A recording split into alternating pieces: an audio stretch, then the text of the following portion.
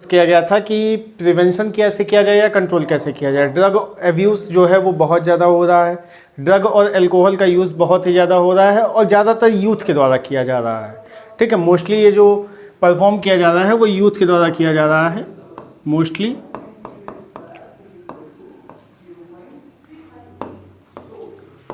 Done by youth.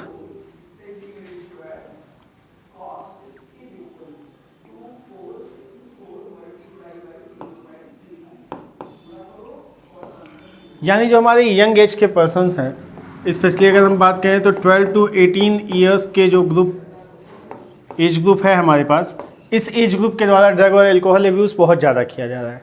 अब उस drug और अल्कोहल एब्यूज़ को रोका कैसे जाए, ठीक है, उसके लिए क्या चीज़ें हमें करनी चाहिए। तो सबसे पहला जो पॉइंट है वो ये है कि हमें अवॉइड करना चाहिए। क्या अवॉइड करना चाहिए? सबसे पहला है अवॉइड प्रेशर। किसी तरीके का जो प्रेशर हमारे ऊपर अप्लाइड हो रहा है, प्रेशर कैसे अप्लाई हो रहा है? प्रेशर हमारे ऊपर अप्लाई हो रहा है हमारी फैमिली के द्वारा, हमारे परिवार है, हमारे कुछ सीनियर हैं यानी जो हमसे बड़ी कक्षाओं में हैं, हमारे मित्र, हमारे दोस्त, ये हमारे ऊपर प्रेशर अप्लाई करते हैं। कैसा प्रेशर? जैसे हम स्मोकिंग की बात करते हैं, सिगरेट स्मोकिंग। अगर हम सिगरेट स्मोकिंग की बात कर रहे हैं तो हम कहाँ से सीखते हैं? अपने दोस्तों से सीखते हैं। हमारे जो दोस्त हैं वो उसके ऊपर कार्य करते हैं, वो उसका इस्तेमाल करते हैं और वो हमें भी सिखाते हैं कि हम भी क्या करें, उसका उपयोग करें। कुछ टाइम तक हम उसका उपयोग करते हैं क्योंकि वो हमें फ्री ऑफर करते हैं, हमें उस चीज़ के पैसे नहीं देने हैं। फ्री ऑफर करने के बाद जब कुछ टाइम में हमारी हैबिट क्रिएट हो जाती है तो हमारी हैबिट क्रिएट होने के बाद वो हमसे डिमांड करते हैं कि पिछली बार हमने दिया था, इस बार पेमेंट आप कर दीजिए। एक बार दो बार तक सीमित है, इसके बाद हमें हैबिट हो जाती है, हम पेमेंट करने लगते हैं। कई बार हम करते हैं, कई बार वो करते हैं और एक सामंजस्य, एक दबाव के जरिए कि भाई अगली बार पेमेंट उसने किया था, इस बार मुझे करना है। इसी प्रकार के साथ हम क्या करते हैं, जो प्रेशर है वो हमारे ऊपर पड़ने लगता है और जिसके कारण हमारा जो उपयोग है वो बढ़ता जाता है हर बार। तो सबसे पहले हमें प्रेशर अवॉइड करना है। सबसे पहले हमें ये देखना है कि जो प्रेशर आ रहा है हमारे ऊपर, जो किसी तरीके का दबाव आ रहा है, चाहे वो हमारे परिवार से जुड़ा हुआ, परिवार की तरफ से दबाव आता है, जैसे हम किसी सपने को पूरा करना चाहते हैं, उसका परिवार के लिए दबाव आ रहा है, या हम पढ़ाई नहीं कर रहे हैं, हम नौकरी नहीं कर रहे हैं, तो इस चीज़ों का दबाव हमारे ऊपर पड़ता है। जब हमारे ऊपर दबाव पड़ता है हमारे परिवार का, हमारे परिजनों का, तो हमारे परिवार या परिजनों के द्वारा दिए गए दबाव का रिजल्ट ये आता है कि हम टेंशन में आ जाते हैं, हम सोचने लगते हैं, हम चिंतन ज़्यादा करने लगते हैं। और जब चिंता हम ज़्यादा करेंगे तो हमें किसी चीज़ का सहारा लेना पड़ेगा, हमें नींद नहीं आएगी, हमारा ब्लड प्रेशर बढ़ेगा। इन चीज़ों से बचने के लिए हम क्या करते हैं, हम ड्रग्स पे आ जाते हैं, दवाइयों पे आ जाते हैं, हम स्मोकिंग स्टार्ट कर देते हैं, हम अल्कोहल स्टार्ट कर देते हैं। क्यों?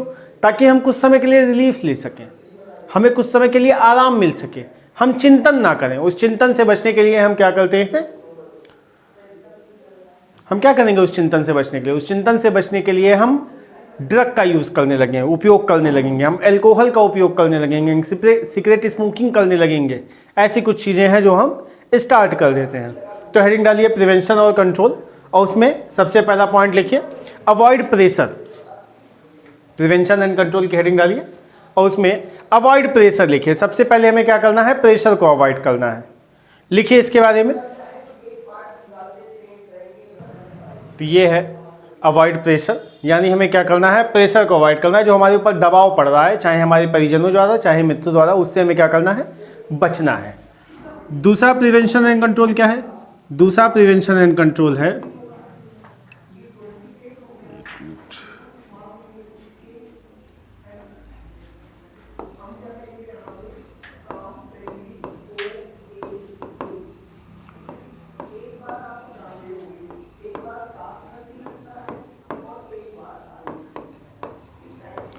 Education and counselling.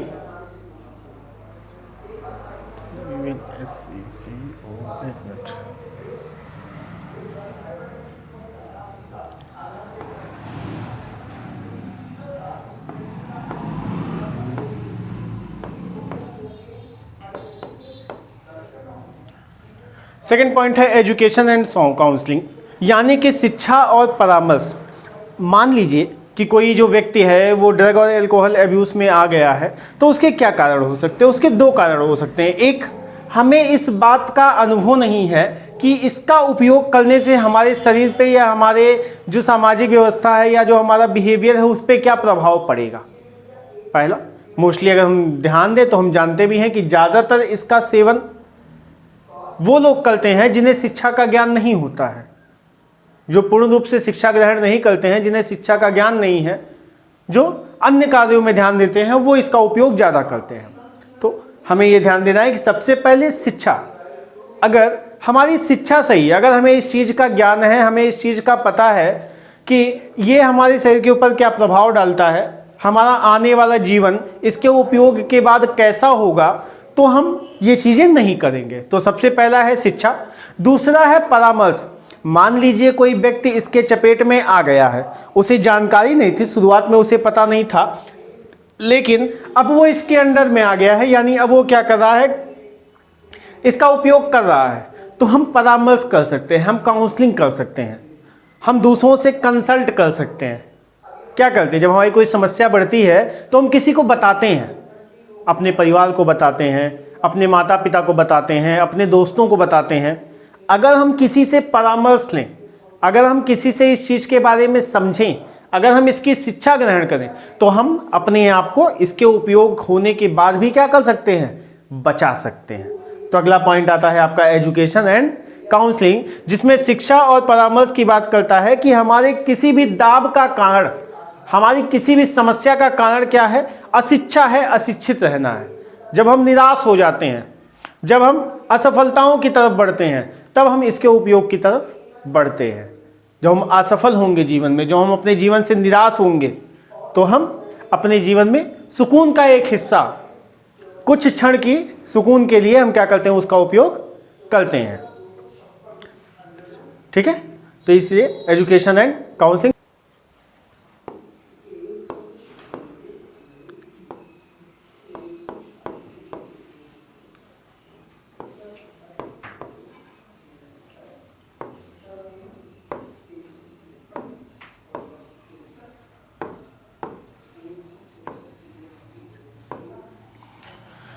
अगर इस दुनिया में आप किसी के सबसे करीब हैं, सबसे समीप हैं, तो वो आपके पेरेंट्स हैं, आपके माता पिता दोनों, या दोनों में से कोई एक।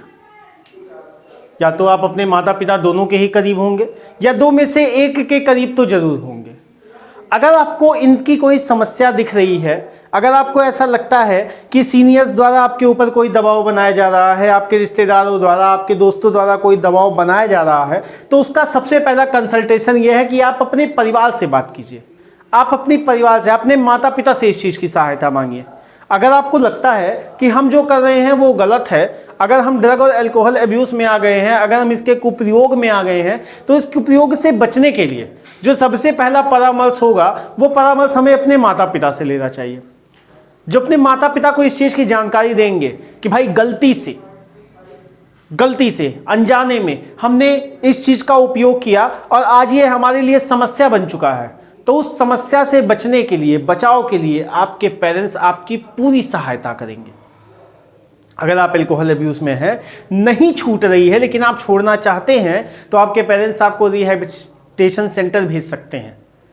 आपको परिवार में ज़्यादा से ज़्यादा समय देना चाहिए। जब आप परिवार में ज़्यादा से ज़्यादा समय देंगे, आप परिवार में खुश रहने की कोशिश करेंगे, तो इन चीज़ों की आवश्यकता नहीं पड़ेगी। ये हमारी आवश्यकताएं हैं। जब हम बहुत ज़्यादा टेंस्ड हुए, जब हमें टेंशन बहुत ज़्यादा हुआ, जब हम सोच में बहुत ज़्यादा थे, जब हम चिंता बहुत ज़्यादा कर रहे थे, जब हम निराश हो गए, उस दौरान हमने इसका उपयोग किया। अगर ये परिस्थिति उत्पन्न ही ना हो, अगर हम अपने परिवार में हंसी खुशी रह रहे हैं, निराश नहीं हो रहे हैं, डिमोटिवेट नहीं हो रहे हैं, असफल होने के बाद भी हमारे जीवन में हमें कोसा नहीं जा रहा है, तो हमें इन चीज़ों की आवश्यकता नहीं पड़ेगी। और ये कब होगा? ये तब होगा जब आपके माता पिता आपकी समस्याओं को समझेंगे।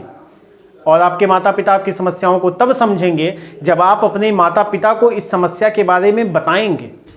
जब आप उनसे बताएंगे कि हमें ऐसी समस्या हो रही है, हम इसके उपयोग में आ गए हैं लेकिन हम इसके छोड़ना चाहते हैं, तो आपकी सहायता अवश्य करेंगे। तो तीसरा आता है आपका asking help from your parents. Parents के साथ साथ आप कई बार अपने दोस्तों से ज़्यादा क्लोज होते हैं। अगर आपका कोई ऐसा मित्र है जो उसके कुप्रयोग से, इसके उपयोग से बाहर है, आप उससे भी सहायता मांग सकते हैं। आप किसी रिश्तेदार से सहायता मांग सकते हैं। आपका हर वो भरोसेमंद व्यक्ति जो आपके सही सलाह देता है, आप उससे अपनी सलाह मांग सकते हैं और वो आपको सही सलाह देगा कि इसे कैसे ब्रेक किया जाए, कि इसे कैसे छोड़ा जाए। समझ में आया? 4th पॉइंट है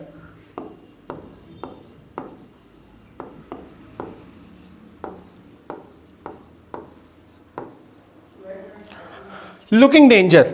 जो भी हमारे खतरे हैं, ठीक है, जो भी डेंजर साइंस हैं जिससे हमें ये पता चल सके कि कोई व्यक्ति इसके उपयोग में है, उन साइंस को ध्यान देना चाहिए, उसे पहचानना चाहिए।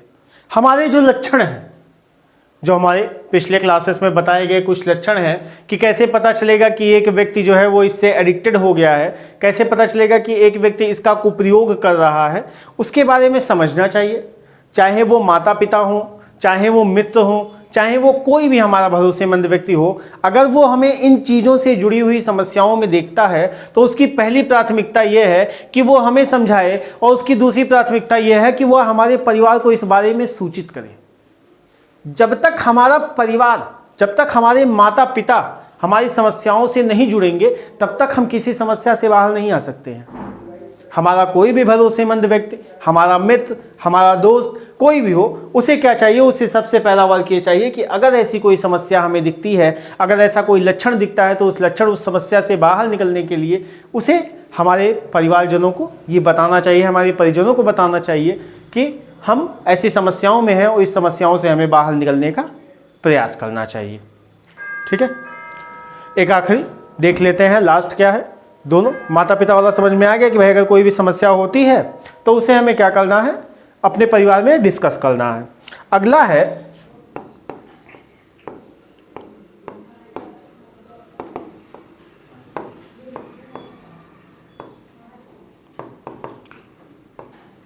Seeking professionals. इस बार हम क्या करेंगे? इस बार हम प्रोफेशनल्स की सहायता लेंगे। सीकिंग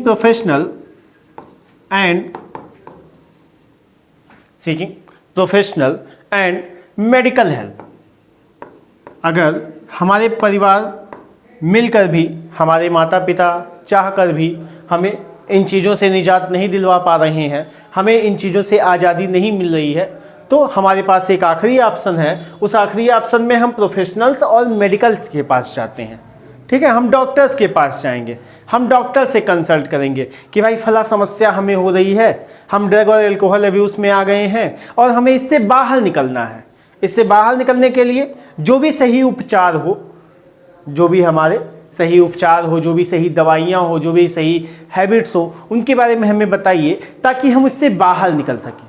इससे बाहर निकलने के लिए, इसे समझने के लिए, इसे और बेहतर बनाने के लिए हमें आवश्यकता होगी प्रोफेशनल्स की और मेडिकल हेल्प की, जिसमें मोस्टली डॉक्टर्स आते हैं, मोस्टली कंसल्टेंट आते हैं, जो हमें इन चीज़ों के बारे में बताते हैं।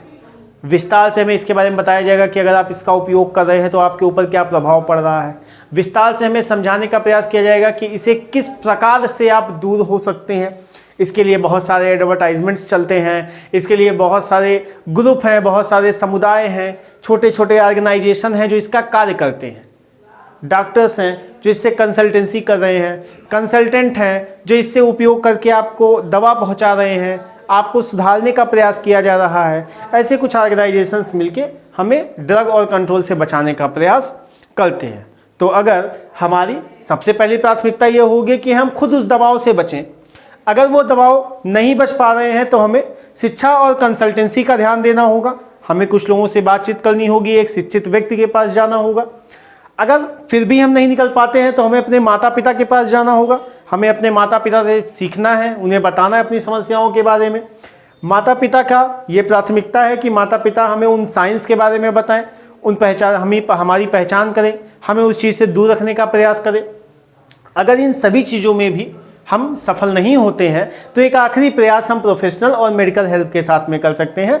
डॉक्टर्स हमें पूरी सहायता करते हैं कि हम इन चीज़ों से बाहर निकलें और अपने आप को सुरक्षित कर सकें। ठीक है, तो ये आज की क्लास थी। प्रिवेंशन एंड कंट्रोल टॉपिक जो है ओवर होता है।